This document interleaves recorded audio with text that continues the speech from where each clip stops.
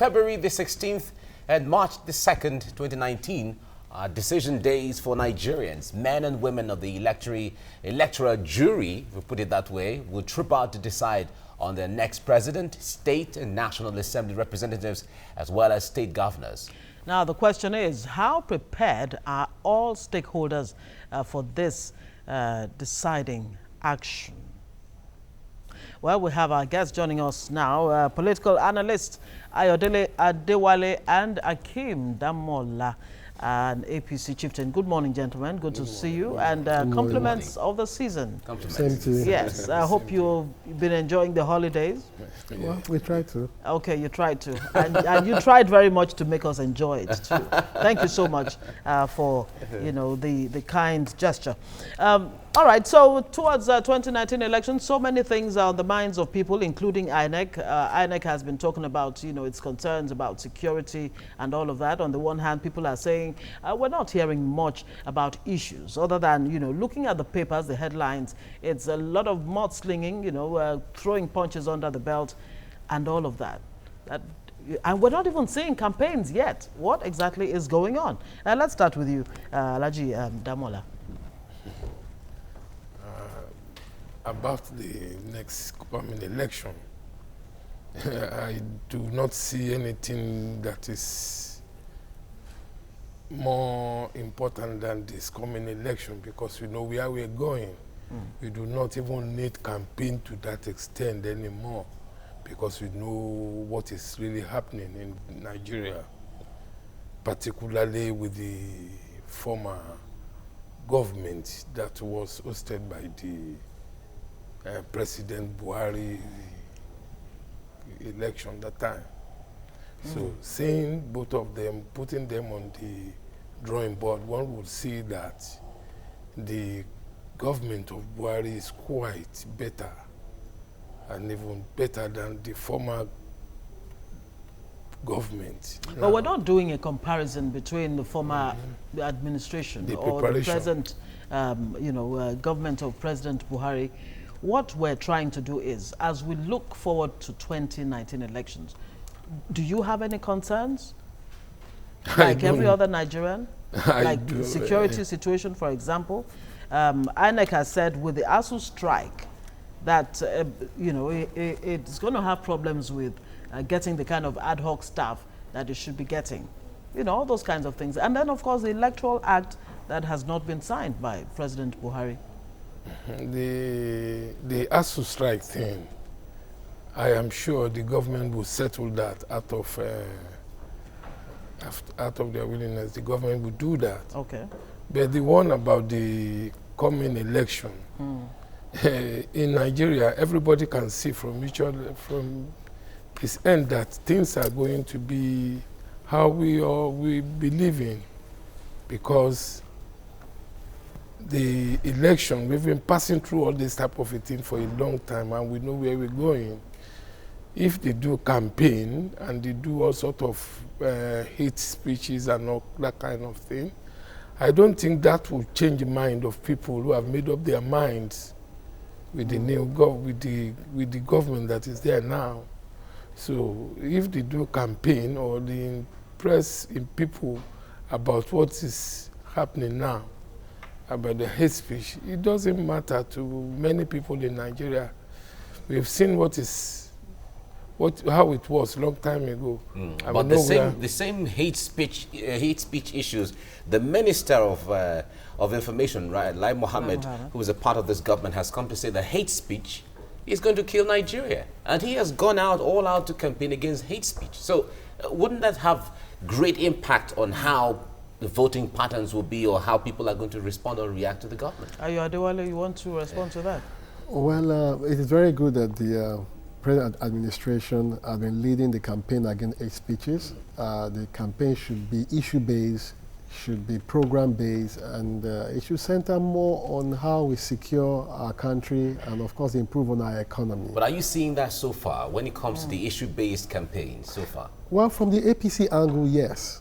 If you look at any of our campaigns, it has always been issue-based, talking about what we've done. The headline here on the Nation: APC strikes Atiku for attack on Buhari's anti-graft war. Other headlines for the past 1 week has been the issue of, the PDP candidate said this, APC is replying this, and all of that. So we haven't really seen a issue-based campaigns from any side so far. Well, what you've just read out is a narrative from the writer. Okay. It is not the actual thing that was said. I could decide to say Mr. Frank Okocha hit somebody below the belt. But did you actually do that? All of those writings are merely to sell their paper. But the issue is, if Mr. Buhari have talked about corruption, I've talked about people being corrupt and how he intends to fight corruption, it depends on how people now put those narratives together. Those are not hate speech, they are issue-based. This concern is that the paper that wants to sell itself, for instance, it is still the same medium that the government or the candidate or the party still relies to send their message. And if this is the message that is coming out and not the issues, isn't there some kind of concern? That is not the only medium for news. Exactly. There are other medium, and there are other medium that reach people better. Okay. You have the new media, and of course you have the electronic media where you listen to the people and hear what they say. So I do not base my argument on print media. I base my argument more on electronic media, listening to what people have said. And in all of APC campaign, you will never see hate speeches. It is issue-based, it's center-based on the contemporary realities of what is confronting us as a people. What is APC saying? APC is saying we are going to put in more roads, more infrastructure. APC is saying we are going to tackle the insecurity in Nigeria. I mean, look at the killers of Mr. Bade, General Bade, Air Marshal Bade. They've just been caught under the APC leadership. In previous administration, you will never have such a jet speed investigation going on in order to apprehend. Well, when it comes to the swift arrest of those who were alleged to have killed Alex Bade, Air Marshal Alex Bade, everyone would say, well, that's the function of the police, not the political party, especially when the party says we don't interfere. There's a political will. There's a political will that pushes the police to act. When the killing took place, the president came out and he was very decisive about it. And of course, his decisiveness gingered the police to move quickly into action. But there are people who are, raising very, very serious concerns about the security situation in the country under this administration. Because really, ordinarily, this is not even what we're trying to, talk about this morning. But how do we conduct ourselves in such a way that come 2019, that Nigerians will get the kind of results they want? That's the main thrust of this, chat.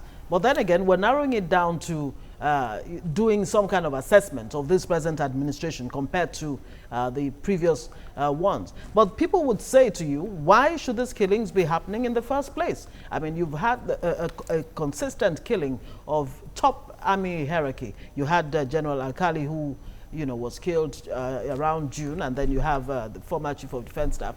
That this should not even be happening in the first place. Are you concerned about the security situation in Nigeria and how this should form part of what decides how the voter, eventually casts his ballot in 2019? I don't see anything serious about all that. The security of the country, that depends on the government, and I believe our people knows that the government that is there now knows what it's doing about the security, and they are doing their best. Is the best good enough? The best is good enough. The best is good enough for now, because they believe in the government and they know the government will tackle everything about security, and I'm very sure things will be okay. And for now, people around are sure that the security is intact. Well, what do you think should determine how the Nigerian votes in 2019? What should be uppermost on their minds as they go to the polls? Like what we saw in the paper some times ago, that some containers were seized from some people, that nobody is claiming it. I don't know where that has come from. Those type of things, the corruption, all the stolen money that are coming back to Nigeria, and all the money they are taking from people, All those ones, people still want it to continue because they've stolen our money. They've taken everything away. Now that the money are coming back, people will think that there will be a brighter future. There was a time they reported that some people went away with some boxes of money into South Africa. All those things are not happening. Those days, you will see people throwing money. I was called some times ago that I should go to Marina State House, that they are giving money out before the 15th election, but I refused. I said, how can they be giving in the government house, giving people money just like that? How do you come about me? They said, you are important, let's go. You get some money. I said, now, we are not doing that again. Nobody is doing that again. But we are very happy. Everybody will be looking forward to this type of thing, that all this nonsense will not be happening again. Yeah, but Alhaji, Nigerians are still concerned. In as much as everyone believes, has this opinion about the president of him having integrity when it comes to not putting his hands in the till, people read his inaction or his slow to, reacting to some things as not being proactive enough, especially when it comes to the issue of Babachi Lawa, former SGF, former Secretary to the Government of the Federation. We know about the monies, about cutting grass. We heard of the Ikoyi Gate monies and all of that. When government has not been decisive about these issues, shouldn't that be a concern to you? Because I know the people that are there, they are capable enough to know what they are going to do, and I'm sure they are not leaving any stone unturned. They will do something about it. It's over if a year the government, now. Yes, if you think the government is slow, to me, we believe government is not slow about all those type of things, because government knows what they are doing, and whatever anybody thinks about the government, I don't want people thinking negatively about the government. Okay. But when there is no information flow, where Nigerians don't hear from, especially when they are calling for these things to happen, they want to ask the questions as to what is happening about this, about that, and they're not getting answers. Wouldn't that create the perception? Nigeria is just not a small constituency. Nigeria is a very big constituency. Yeah. And to cover all those constituencies within that short period, that's too much. You just imagine, we have this government about 3 years ago. We had some people who have been there for years. And how can you just think that they will start to just, like magic, doing this, doing that every time? It's not possible. Ayo Adewale, are we too fixated with the past that the average Nigerian really wants to move away from? I mean, President Buhari actually said, he's been quoted as saying that, this whole appellation of Baba go slow, that he's not the one who is, slow, but the system is the one that seems to be broken and slow. Don't you think the Nigerians actually deserve a forward-looking government rather than one that continues seemingly to look back? I will say President Buhari is not slow, but is only being tactical and methodic. And in a democratic system, you also have to obey the norm as it is. Don't be quick to forget that the same president went before the Nigerian Bar Association at one of their conferences to ask for them to support him in getting extra powers. And that was also pushed to the National Assembly because he wanted things to be very fast. Don't be quick to forget also that in 2006, under the leadership of Chief Anthony Enaro, CFR, we tried to convoke a sovereign national conference in order to review the Nigerian constitution and give birth to a new constitution. As it is now, our constitution is also a hindrance towards having a very speedy governance as we would have wanted. And there are some administrative guidelines that also need to be reformed and rejigged. If you don't do this very well, it will take a very long time to have so many things achieved, particularly along security and of course along economy. If you intend to bring in some investors, take for instance the Gencos and all whatnot, look at the agreement that was tied in the back, you understand? Ordinarily, if Mr. Buhari was to act like a General Buhari, all of those companies would be sacked. But again, they go to court because the agreement that was signed is not in the interest of the Nigerian people. So all of these things will foot drag, and for you to unwind many of these interwines, it will take a little time. Is so democracy our too main slow? problem, Is democracy too slow? the democracy is not slow.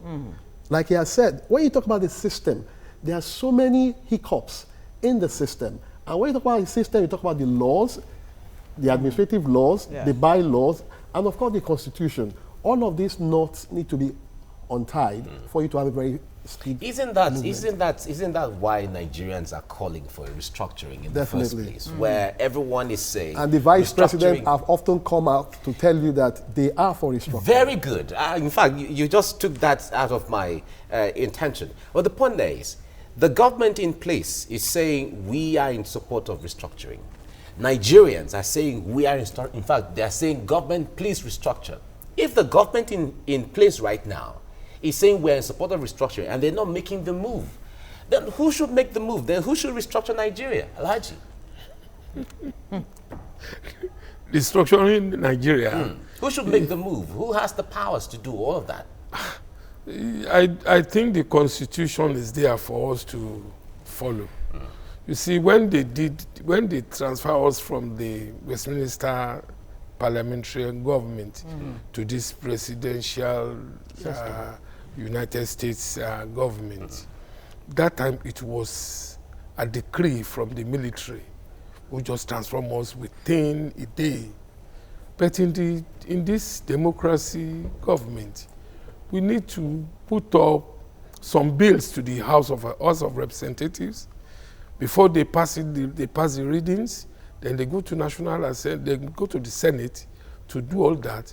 Before all that, it will take more than 2 years to do, to get it. This is not a government that somebody will just stay and veto powers as he likes and turn everything around. Restructuring will take a very long time, but I am sure the government of Buhari is doing something good about this restructuring. But is it just the speed of getting things done that we should be concerned about, or the capacity to understand what the problems are in the first place? What needs to be done to solve those problems, especially as it affects our peculiar, environment of Nigeria? Ayo, I'm sure you want to. I will take it from the point of state police and community policing.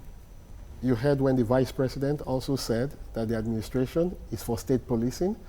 They've been putting pegs in place in order to create the avenue for such things to come upstream. You do not just say because you want state police and you tell everybody to start carrying guns and all of these things. There must be adequate laws to tie these things very well. That takes us to the National Assembly. All of the holidays that they have been enjoying and all of that is not actually helping us to put this country on a fast pace. So if you want this thing to be very fast, the National Assembly also must be very apt. Whenever the executive brings up issues for discussion and all of that, the National Assembly also must discuss it in full-fledged, go back to their constituencies, wrap all of these things together and bring it back, and together they firm up all of these thoughts. Is it a function of the style of government that we operate now, the presidential system, or where do you stand on this debate about parliamentary or presidential? I was having a discussion with some people yesterday with regards to this. We were on radio, and I keep telling them that the medium or form of government for me doesn't matter. Yes, we have come to agree that democracy is the best form of government, but for me it doesn't matter. The key players in that system is what matters. We've seen a military administration in some corners of the world that have performed extremely very well. Like Singapore, you've seen Thomas Sankara when he was alive. No matter what you talk about Muammar Gaddafi, you cannot compare the development in Libya in terms of infrastructure. He created the eighth wonder of the world and all of that. We've looked at the UK, for instance. They have a mixed breed. It's the government of the Queen, Her Majesty. You look at the US. You look at the Asian countries. And of course, you look at the Arab world and all of this. People define their kind of government as they want. But the major thing is, those who are going to drive that system are the key people that are most important.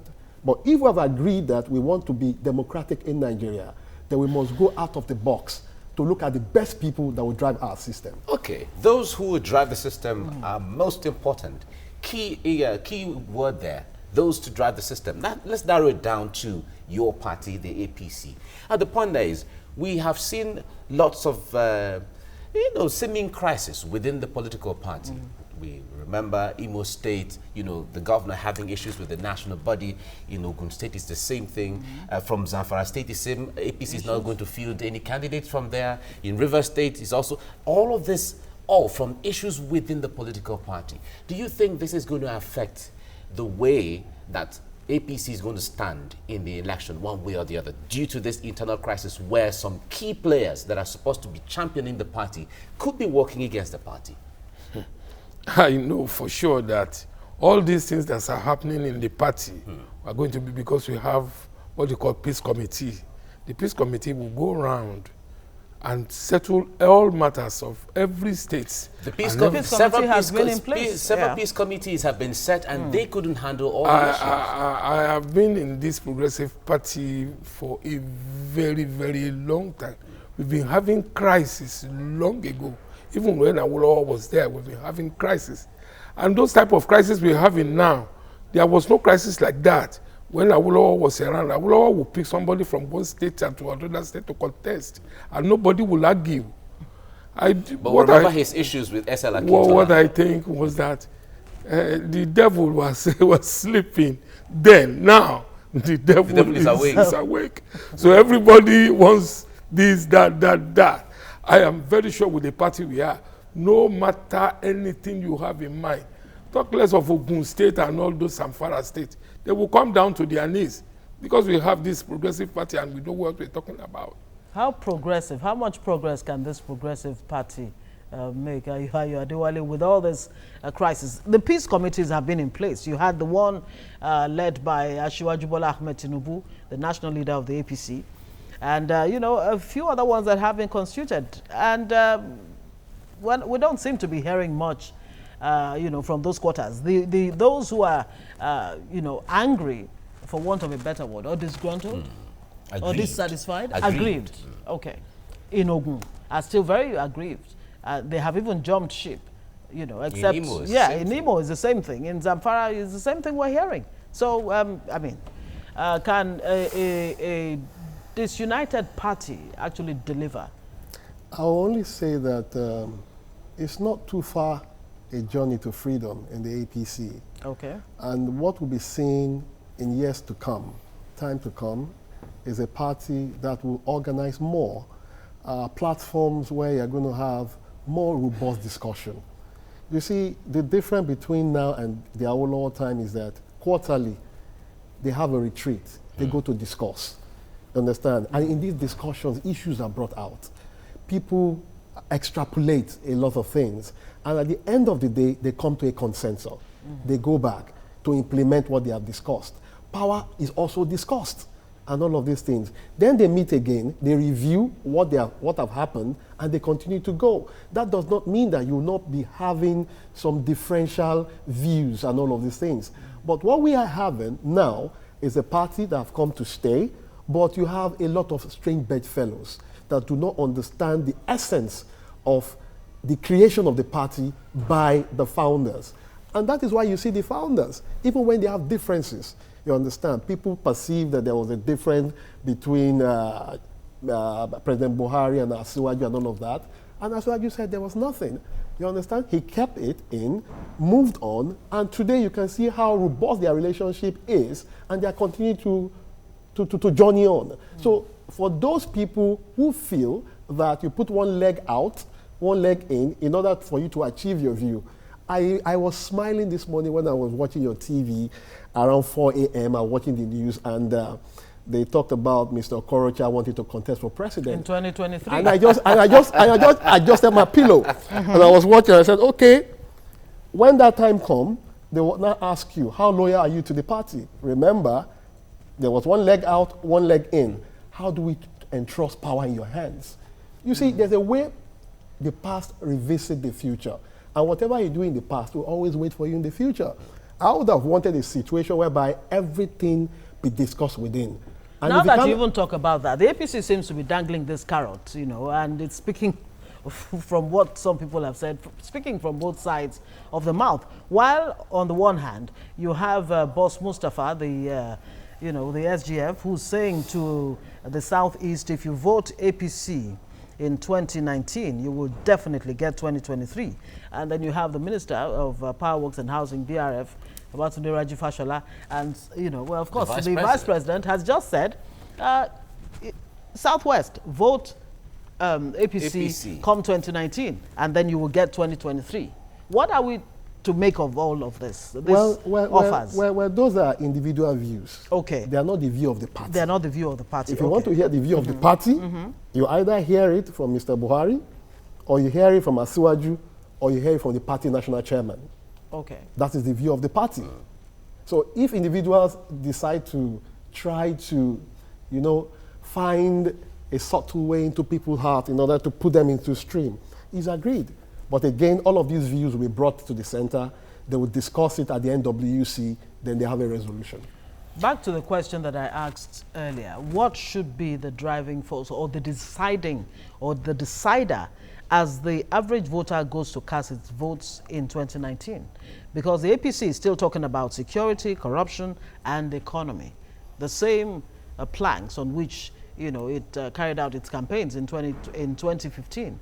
If I'm allowed, yes. I will use a theological concept to explain it, particularly from the Bible. You see, the book says, ye, O men, I have shown you what is good and bad. Decide to choose one. I say to Nigerians, we have shown you what has happened in the past by a government that have led in the last 16 years, particularly with regards to infrastructure and so many things. And we have shown you what a government less than 4 years have done in terms of infrastructure. And we are telling you that the government that have been in power less than 4 years have brought a lot of reality to the budget for infrastructure. You can see how your money is being spent. You can see the reduction in corruption. You can see the original political will that have been demonstrated in fighting insecurity. You can see the global view and perspective towards the leadership in Nigeria and how they are taking us very seriously. You can see investors approaching us and telling us that they want to work in your country and they want to create more jobs for you. Okay. These are things that we should look at. It is still in the same space of time that Nigeria became the poverty capital of the world. It is still the same space of time that Nigeria became the bad record for human rights and all of that. It is still the same period of space that Nigeria fell back on the ratings of ease of doing business and so on. Positive on one side, depending on how you see it, and then negative on the other hand, depending on how you see it. But in all of this mix, does the government have what it takes, Alhaji, to say, okay, in the last 3 years, this is what we have to offer, so bank on us, based on the 3 legs that the government campaigned? Oh, my stand on that is like, if you look down on the masses in this country, they are very very concerned about their security. That is number one. Now, the second one is the welfare of the people in the country. They're very sure that the party in power now will give them what they want, and I'm very sure of that. The third one, I don't think there is anything wrong in that, and I don't think there is anything that is, I know my party, the APC, will do wonders if chances are given to them again. The third one, of course, would be corruption. Of course, the corruption there. The PDP saying that this president lacks the political will to fight corruption. Gentlemen, we have to say thank you very much for joining us this morning, Comrade Ayo Adewale, and of course, Alhaji Hakeem Damola. Thank you so much for coming this morning.